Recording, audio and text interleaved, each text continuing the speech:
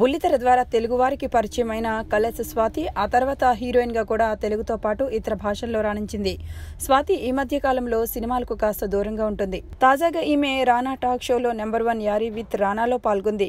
Hero Nikhil తో కలిసి స్వాతి పాల్గొంది. ఈ షోలో రానా వీరిద్దరి నుండి పలు ఆసక్తికరమైన విషయాలను రాబట్టాడు. స్వాతి మరియు నిఖిల్ పలు విషయాలపైన స్పందించారు. స్వాతి ఒక ప్రశ్నకు సమాధానంగా మాట్లాడుతూ పవన్ కళ్యాణ్ యాటిట్యూడ్ నచ్చుతుందని, ఆయనలాగా ప్రవర్తించాలని తాను కోరుకుంటున్నానని అంది. ఇక మహేష్ బాబు చాలా కామ్ అని అంటూ ఉంటారు అందరూ, కానీ ఆయనతో వర్క్ చేసిన వారికి ఆయన గురించి తెలుస్తోంది. ఆయన చాలా చమత్కారి, పంచులు వేయడంతో పాటు ఇతరులపైన జోకులు వేస్తాడని చెప్పుకొని వచ్చింది.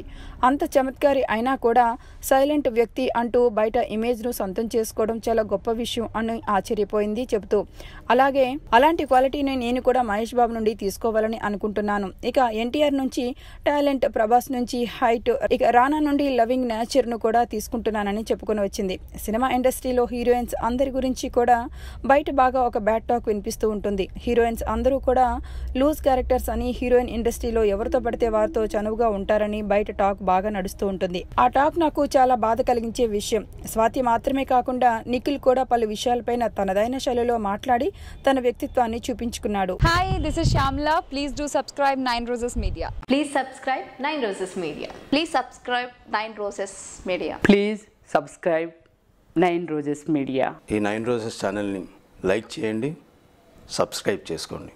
Thank you so much.